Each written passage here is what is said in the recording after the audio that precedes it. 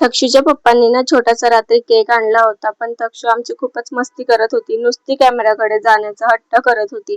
पटकन कसाबसा cake cut करून घेतला आणि छोटंसं सेलिब्रेशन करून घेतलं आणि वाट पाहत होतो पाहुण्यांची. आणि सकाळीच पाहुण्यांचं आगमन झालं होतं.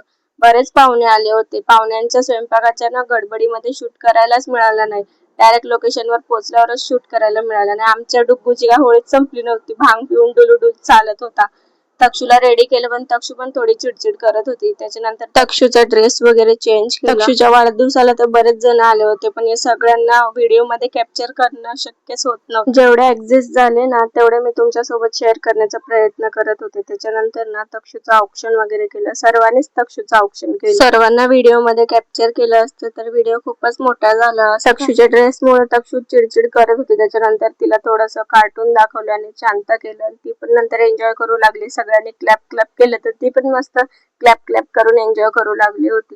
तर केक वगैरे कट करून घेतला. तर असा झाला तक्षूचा वाढदिवस. तुम्हाला कसा वाटला ना कमेंट करून नक्कीच सांगा. नंतर तक्षूला थोडासा केक बर्थडे झाल्यानंतर सर्वात आधी तक्षूला फीड केलं. त्याच्यानंतर सर्व पाहुण्यांनी स्टार्टर वगैरे घेतलं आणि छानपैकी जेवण करून घेतलं. मी पण जेवण करून घेतलं. चला तर उद्या भेटूया. टाटा.